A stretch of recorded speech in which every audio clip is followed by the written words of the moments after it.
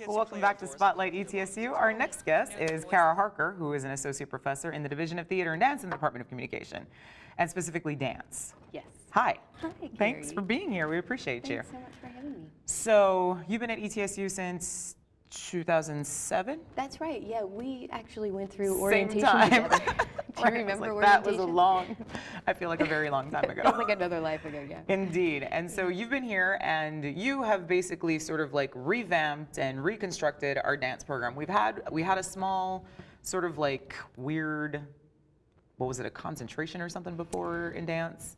Dance was originally housed in the Department of Kinesiology. Right. Judy Woodruff ran the dance program through kinesiology for I think maybe 25 years. And she was set to retire, and in her last year they moved from kinesiology to the Division of Theater. So now it's the Division of Theater and Dance.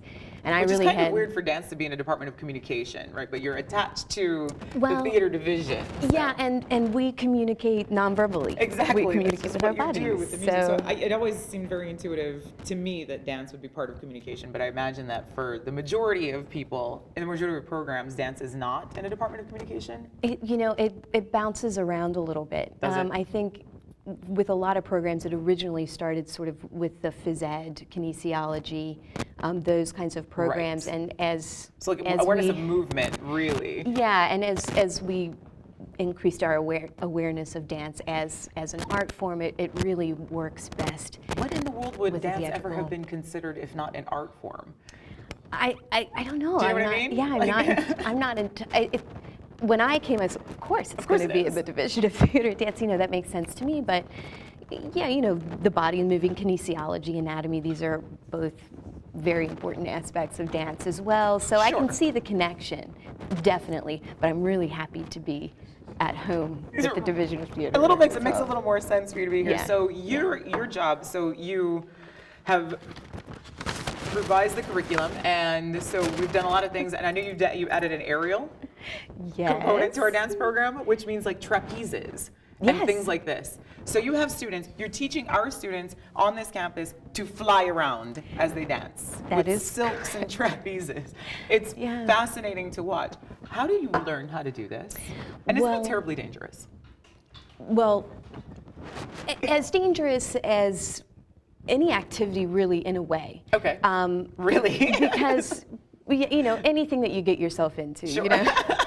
you decide you want to play baseball, you're running as fast as you can to first base, things can happen. True. I'll grant you, we are in the air. So there's the whole falling thing that might happen. There is that, and yes, I mean you're right, it is dangerous, but you start off working low. I mean, you work low for ages and ages and ages until you have the confidence to get higher. And you would be surprised. I mean, your strength doubles because you're holding up your own body weight. Yep. So once you've mastered that, it's a question of navigating a bit higher.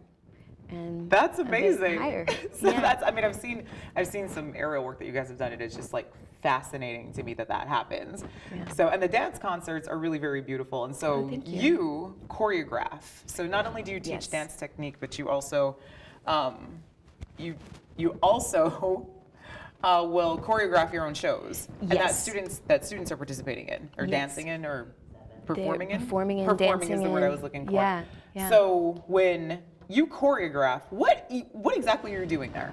Well, there are many, many, many, many ways to make a dance. Sometimes it feels as though the dance just comes to mind. You can hear the piece of music and you can just see the dance unfold.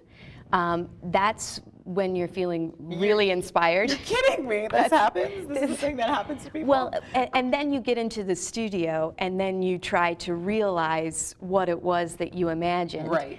And then there's a back and forth between your imagination and the reality. How close do they typically get? Well, in my experience, they always exceed my expectations, because once you get with the students and they start working and then you really start collaborating, new ideas come up, obstacles will come up, that's just physically impossible. We can't okay. do that. Yeah, let me see, and so then you see that challenge and then something new comes out of that. So it's really collaborative with the students. So that's the, you know, that's just, you hear a piece of music and you go, oh, I see that dance. I see the arc of the dance. I see the crescendo, the climax, the build, you know, you can just sort of see it all in the music. Then there are other times where that doesn't happen at all. So you get into the studio and you start working with improvisational structures, and then you just spend time working. So improvisational structures, like you're winging it. You. Yeah. But not quite. So we'll come up with a structure. Like I'll say, okay, dancers. We can only maintain contact with the floor. We can only move in right angles. Your movement vocabulary is standing, walking, jumping, and skipping. Those are the only things you can do. And you have to stay low as you can while you're doing all of those things. And so the idea with that is that you're trying to draw creativity out of constraint. Yes. Which is super awesome and, so ironic. You just work, and it's within those constraints that something new is going to come out of it. Yeah, and so you might work on a structure, I don't know, 10 minutes, you might work an entire day. Right. And one thing interesting comes, two things come out of it that you say, oh, I see that. I want to work on that. I'm going to hold on to that one thing. And sometimes all you need is the one, right? You just need one and then really you can great build a whole idea. dance. Yeah.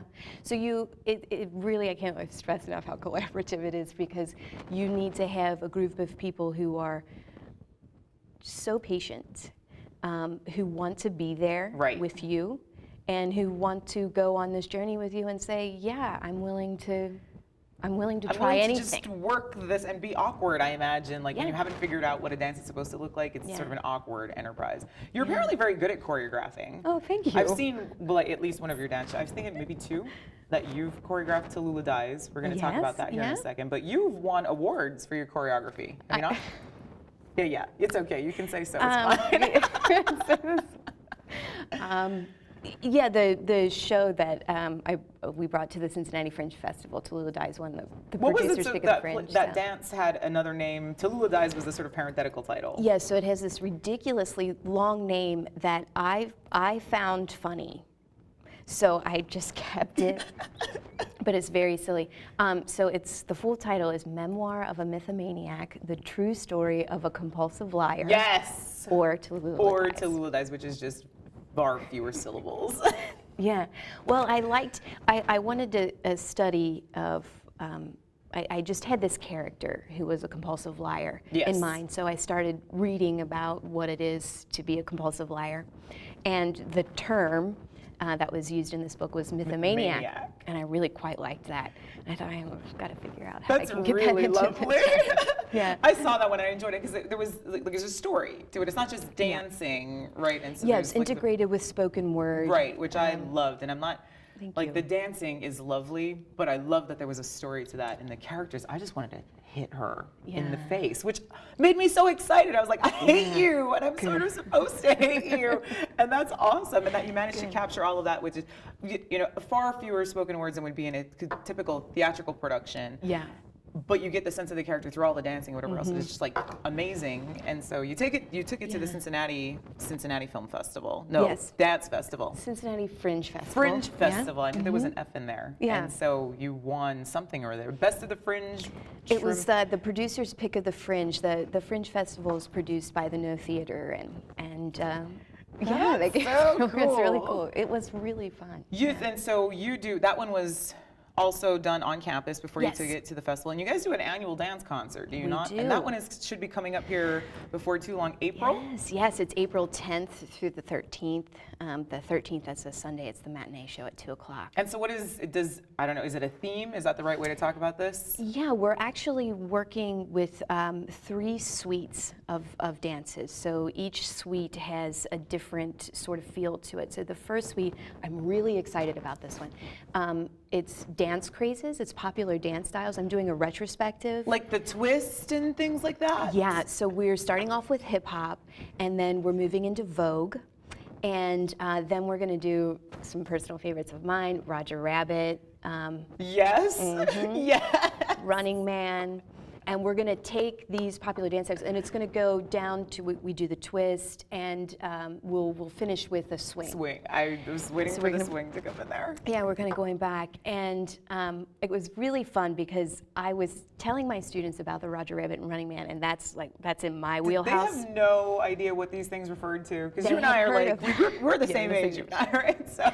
They had heard of it. They knew. But I did need to teach them the Roger Rabbit. I said, this, and once I showed them, they knew, because those steps, that's the foundation of breakdance, hip hop. Right. It all kind of evolved from there. Yes. But I loved getting to teach them the Roger Rabbit, because you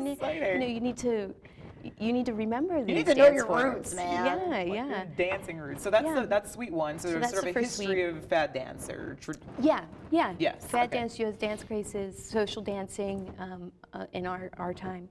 And then the second suite of dances, it's called Dawn Chorus, and it's going to be from the music of Andrew Bird. And this is going to be, a couple of these dances I already have choreographed, but this is going to be a lot of improvisationally based work, and then we'll eventually set the work. So what I was describing to you just before. And then the last suite is called Pictures at an Exhibition. And this was originally conceived by Jen Kintner, who runs Mountain Movers here at ETSU. And the dances, you see a piece of art, it's going to be projected. So you'll see Van Gogh's Starry Night, and then that will dissolve into the dancers performing a dance that is inspired from the artwork. And it's just really beautiful stuff. I'm really excited about that. And actually, one of my students, Hannah Hash, her senior thesis will be in the Pictures at an Exhibition. She's graduating. She's a senior going out this semester. Is she not? Yeah. I had so her that's in one public of her speaking dances. like forever ago.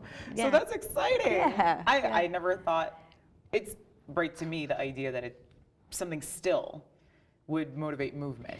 I use artwork a lot personally. I know Jen does as well. I like to use sculpture as well. So I'll take a piece of sculpture on film and I'll say, okay guys, let's see how we can embody this. Yeah, let's see if we can physicalize this piece of art as best we can. That's another way to. I wouldn't even know what to do if you had said, Carrie, dance this sculpture. Cara, I have no idea what you're talking about. Yeah, you just that's really what was so important about the choreographic process is surrendering. Just being like, okay, I'm not going to judge this. You can see this. All right, here's what I'm going to do. And it comes up out of you. Yeah, and it's taking out that internal editor, that person that's in your mind always telling you what you're doing wrong. Right, you have to constrain and control and be very appropriate and whatnot. But I mean, you take that and you just put it away. Dance sort of by its nature, though, puts your body in awkward positions, and you're doing it in front of an audience, and so it's like you're bending and moving and stretching in what would be considered very vulnerable positions, I think, in front of an audience. And so it's by its nature, I think, in order to be willing to dance at all, anywhere, there's that surrender component, but especially when it's an art. That's so lovely. So the dance concert will be held at the Bud Frank Theater. That's right. Yeah. Which is, I don't know if people know this, but it's on the first floor of Gilbreth Hall. Yeah. Right, and it's a lovely theater. Yeah. I think it's a little over 200, so it's a nice intimate space, and when it's packed, really it's like you enjoy the entire experience with another person. Yeah. It has been delightful to have you on with us. Thank you, Carrie. And so Cara Harker, who has been with us from the Division of Theater and Dance in the Department of Communication, talking to us about the Spring Dance Concert and the choreographic process, and it's been lovely. Join us next time on Spotlight ETSU.